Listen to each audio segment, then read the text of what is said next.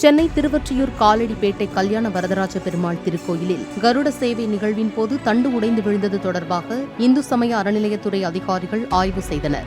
இதனிடையே திருவிழா காலங்களில் சுவாமி வீதி உலா செல்லும் வாகனங்கள் தண்டு, கொடை உள்ளிட்டவைகள் பழுதடைந்திருப்பதால் அவற்றை சீர் செய்யுமாறு கோரிக்கை வைத்த போதும் கோவில் நிர்வாகம் செய்யவில்லை என ஸ்ரீபாதம் தாங்கிகள் குற்றம் சாட்டினர்.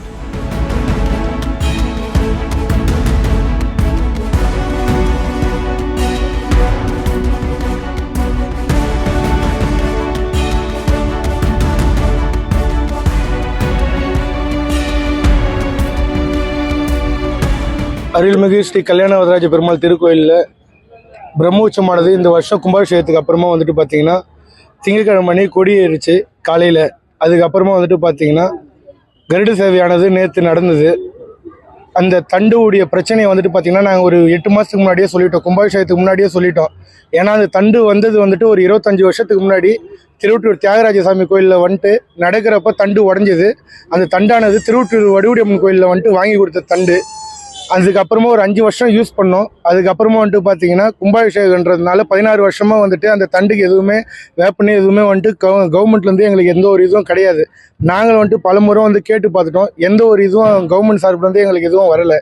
நேற்று வந்துட்டு கருட சேவையில் கரெக்டாக பெருமாள் கோயிலில் வந்துட்டு வளம் வந்துட்டு கரெக்டாக கோபுரப்படி ஏறுறப்போ கரெக்டாக பின்னாடி இருக்கிற 4வது பக்கத்தில் இருக்கிற தண்டு வந்துட்டு பார்த்தீங்கன்னா நடுவில் சென்டரில் சைடில் கூட கிடையாது, சென்டரில் தண்டு முறிஞ்சதுனால பின்னாடி இருக்கிறவங்களுக்கும் முன்னாடி இருக்கிறவங்களுக்கும் கண்ணத்தாண்டியும் அதுக்கப்புறமா தோலில் ஒரு சிலருக்கு முட்டியாண்டு வந்துட்டு பலத்த காயம் ஏற்பட்டது. அதை தொடர்ந்து பிரஸ் நிருபர்கள் எல்லாரும் வந்துட்டு நேற்று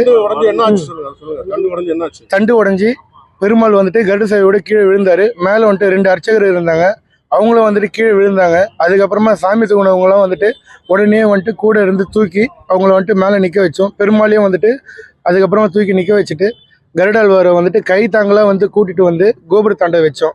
அதுக்கப்புறமா வந்துட்டு கன்சாமி கோயிலில் வந்துட்டு நாங்கள் ஸ்ரீபாத் தாங்கிலே வந்துட்டு போயிட்டு எங்களுக்கு வந்துட்டு கவர்மெண்ட் சார்பில் எதுவும் கிடையாது.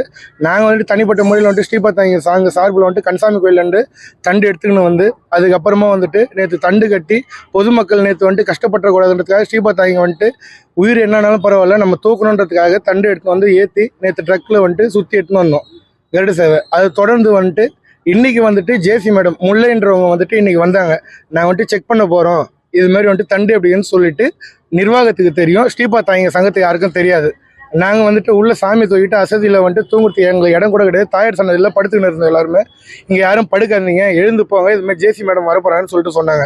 நாங்கள் வந்துட்டு என்ன பண்ணோம், சரி மேடம் வராங்கன்னு சொல்லிட்டு நாங்களும் வந்துட்டு எல்லாரும் வீட்டுக்கு போயிட்டு குளிச்சுட்டு வரவங்க எல்லாருமே, ஏன்னா எல்லாருமே வந்துட்டு 10 நாள் இங்கே வேலை வெட்டியெல்லாம் வந்துட்டு தூக்குறதுக்காக இங்கே வந்திருக்கோம். எங்களுக்கு ஒரு வசதி கூட இங்கே கிடையாது.